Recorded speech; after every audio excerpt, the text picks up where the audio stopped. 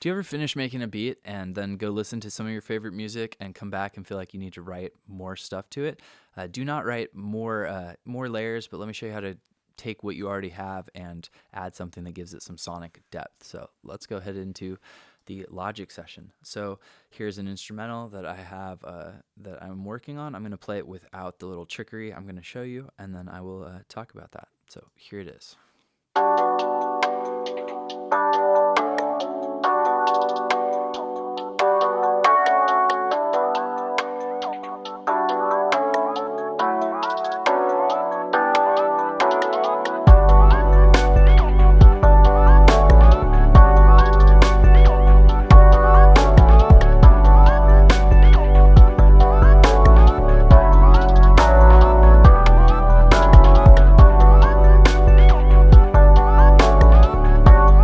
All right, cool. So the first thing that is a really overlooked effect, I overlooked this when I was just playing guitar, and I also overlooked it when I got into making music and recording music on the computer. But delay. Delay is a time-based effect. It's in the same family as a reverb.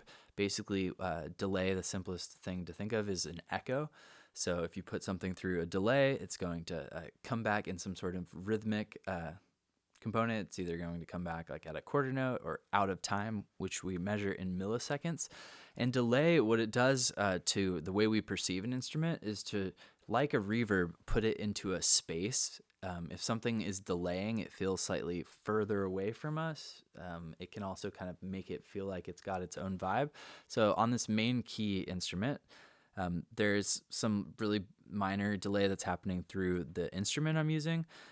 But I added a lot more delay, and I will show you how. So without the delay, it sounds like this.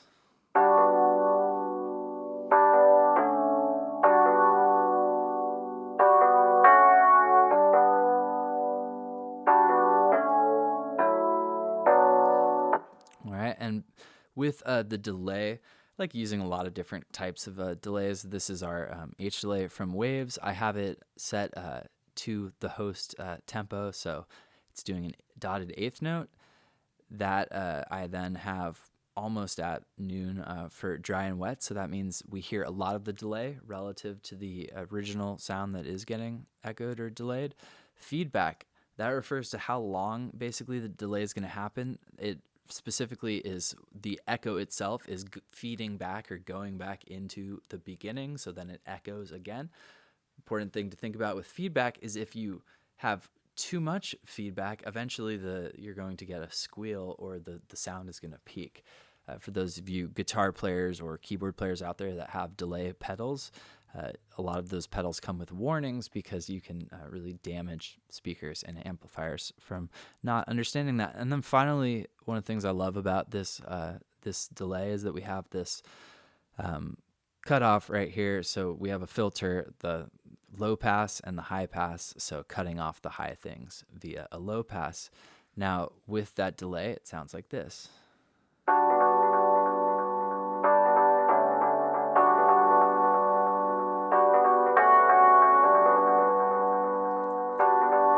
So there's a lot more movement in it, which makes it more interesting. And also, once again, like kind of pushes it back, makes it feel like it's in its own world. Let's hear that with everything else.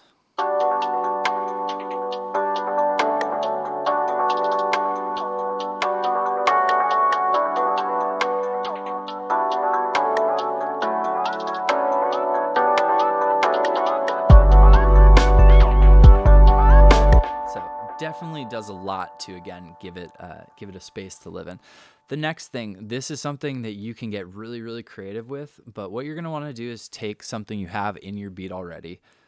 I like to use keyboards like with lots of reverb or a pad. If I do use a lead, I will put like a new reverb on that channel so that it drags out longer. Sometimes I'll add a delay. I will then bounce it in place, turn that MIDI into audio, and then I will reverse that. Before I do that, like in this case, because we have different chords happening, I basically chopped it up before I then reversed it so that it stayed in time with the chord progression. That reverse sounds like this.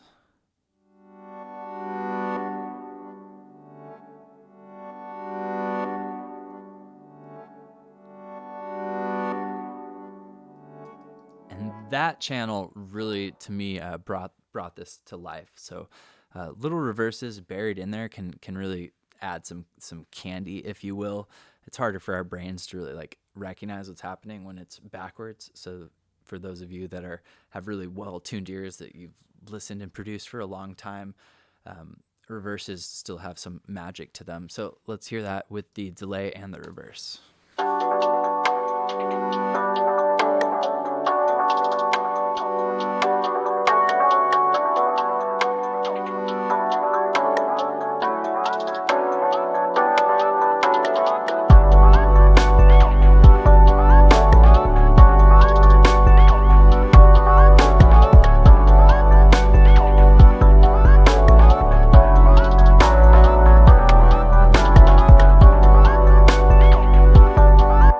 Cool. So hopefully you found that helpful.